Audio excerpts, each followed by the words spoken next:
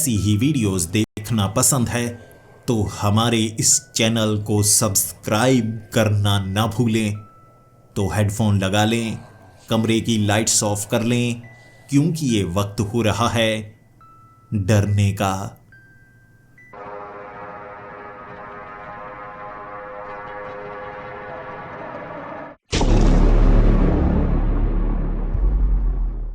Hello दोस्तों, मेरा नाम साहिल है और मैं राजस्थान का रहने वाला हूँ। वैसे तो मैं गांव का रहने वाला हूँ, लेकिन इस समय मैं शहर में आया हूँ काम की तलाश में। और सच बताऊं, काम मुझे मिल चुका है, लेकिन मैं किसी को बताना नहीं चाहता था। 2 दिन में मेरी जॉइनिंग होने वाली थी और उससे पहले मुझे एक किराए के लिए मकान ढूंढना था। भले ही मेरे पास कुछ जमा पूंजी थी, मैं एक अच्छा घर ढूंढ सकता था, लेकिन मेरे दिमाग में कंजूसी भरी पड़ी थी।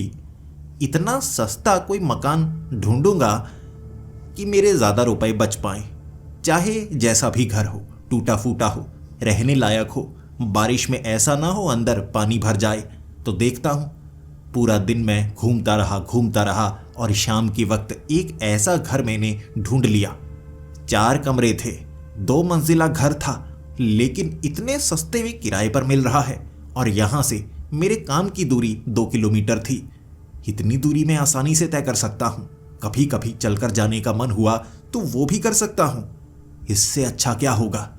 चुपचाप मैंने उस घर में दूसरे दिन से रहना शुरू कर दिया। मैंने ना किसी से पूछा, ना किसी से पता किया, और जो मकान मालिक था उसने पहले ही कह दिया 3 महीने का एडवांस देना होगा। मैंने कहा ठीक है, इतना सस्ता घर जहां पर मुझे 1 महीने के रुपए देने पड़ते, यहां पर उतने में 3 महीने मैं रह सकता था। और लिखित में मैंने ले लिया कि मैंने 3 महीने के रुपए एडवांस भी दिए हैं। अब क्या ही परेशानी हो सकती है।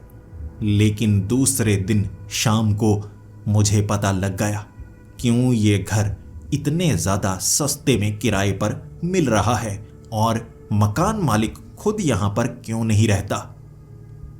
जो घर मुझे किराए पर मिला था उसके आसपास 17 घर थे। वहां पर कोई नहीं रहता था।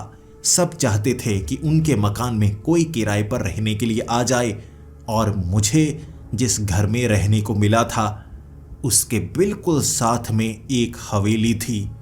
3 मंजिला हवेली, और सारी परेशानी की जड़ ये हवेली ही थी। शाम के वक्त घूमते वक्त कई लोगों ने मुझसे पूछा, तुम वहां पर रहना क्यों शुरू कर चुके हो? पागल हो क्या? बिल्कुल हवेली के साथ वाला घर। मैंने कहा जी तो क्या हुआ, हवेली जर्जर है क्या, ऊपर गिर जाएगी? आप कहना क्या चाहते हैं? क्योंकि मैं मजाक बहुत ज्यादा किया करता था, इसीलिए कोई किसी भी तरह की बात करे मैं उसे मजाक में लिया करता था। लेकिन एक बूढ़े अंकल ने कहा, वो डाकन की हवेली है, डाकन की। मैंने कहा डाकन की? क्या हुआ, भूत प्रेत भी घर खरीदने लग गए? उसने कहा नहीं, उसने खरीदा नहीं है, उसने कब्जा किया है। ये बहुत पुरानी हवेली है और जब से मैंने इस हवेली को देखा है तब से यहाँ पर एक डाकन का वास है। ऐसी भयानक दिखने वाली औरत जो किसी को भी इस घर के अंदर घुसने नहीं देती, और कई बार हो सकता है तुम्हें वो छत पर नजर आए, तो जैसे ही अंधेरा हो जाए तुम उसके बाद अपने घर के अंदर चले जाना। छत पर घूमने की कोशिश मत करना, मैंने सुना है वो ऊपर ऊपर से उड़ती हुई उठाकर ले जाती है। मैं हंसने लगा था। मैं बार बार उस बूढ़े आदमी के चेहरे की तरफ देखकर हंस रहा और फिर मैं मजाक कर रहा। ठीक है, मतलब कि वो उड़ा सकती है, यानी अगर मैं उससे दोस्ती कर लूं फिर तो वो मुझे शहर ऊपर से दिखा सकती है ना, उड़ाती रहेगी उड़ाती रहेगी। वो इतना गुस्से में आ गया और कहने लगा, पागल हो तुम, 50 सालों से जो कहानी सुनाई जा रही है तुम्हें उस पर क्या यकीन होगा? आजकल के बच्चे बिल्कुल इन चीज़ों पर यकीन नहीं करते और मौत के मुंह में खुद चले जाते हैं। जब तुम्हारे साथ कुछ होगा ना तब तुम्हें पता लगेगा। पूछ लो किसी से भी वहां पर कैसी कैसी घटनाएं हो चुकी हैं। मुझे लगा, क्या सच में ऐसा हो सकता है? भूत प्रेत क्या सच में होते हैं? और मुझे इस बार यह जानने को खुद ब खुद मिलने वाला था। रात के वक्त ये देखने के लिए कि इस हवेली में कोई औरत रहती है या नहीं। वैसे नीचे से तो हवेली को बंद रखा गया है, अंदर रोशनी का कोई इंतजाम नहीं है क्योंकि बिजली की तारें काटी जा चुकी हैं। अंदर कोई होगा भी तो नजर नहीं आएगा। रात के लगभग 9 बजे मैं छत पर घूम रहा था और आसपास के जितने भी घर थे वहां पर कोई रहने वाला नहीं था। कह सकते हैं कुछ हद तक मुझे डर लगने लगा था, अकेलेपन का डर। अगर चोर उचक्का कोई आ गया या सच में यहां पर किसी बिच्छू सांप ने काट लिया, कोई मदद के लिए भी नहीं आएगा। सब यही कहेंगे डाकन ने हमला किया होगा, डाकन ने हमला किया होगा। खुद से बातें कर रहा था, तभी मुझे एक आवाज सुनाई दी। ये गहनों की आवाज थी और ये आवाज उस हवेली से आई, जैसे कुछ गहने आपस में टकराए हों, या कह सकते हैं जैसे शादी में औरतों ने कुछ गहने पहने होते हैं जो आपस में टकराते हैं तो वैसी आवाज आती है। ये बिल्कुल वैसी आवाज थी और वो भी हवेली के अंदर से। अब मेरा ये घर और वो हवेली, इसके बीच में थी एक छोटी सी गली। अब क्या कहूं, 3 फुट की गली।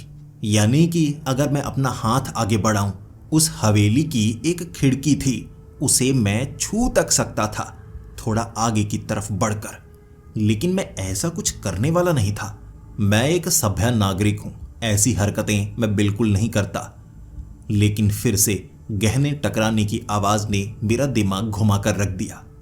कुछ न कुछ तो है उस घर में जो ये आवाज करता है।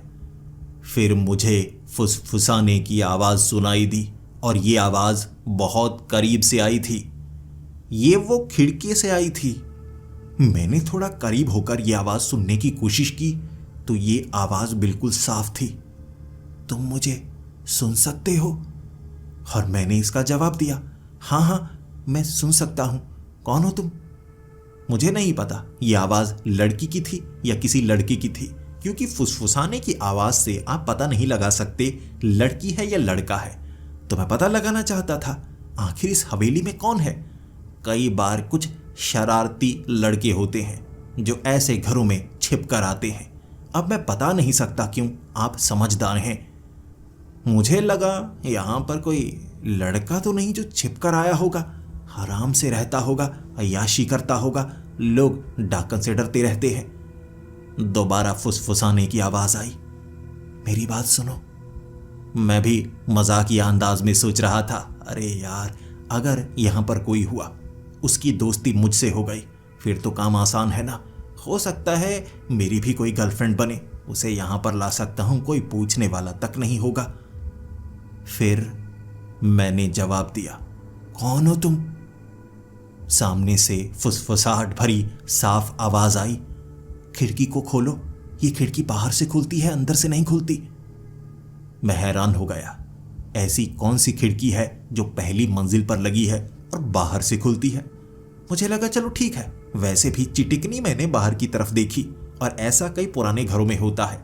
पुराने बुजुर्ग कोई भी पुरानी पड़ी चीज को कहीं पर भी लगाने में खुश हो जाते हैं। जैसे किसी और कमरे से खिड़की निकली होगी, चिटिकनी बाहर की तरफ होगी, मजदूर काम कर रहे होंगे, इस तरफ खिड़की खराब हो चुकी होगी तो वही खिड़की को लगा दिया। उल्टा मैंने चिटिकनी ऊपर की तरफ की, फिर खिड़की को खोला। मुझे यकीन नहीं था मुझे कुछ ऐसा देखने को मिलेगा।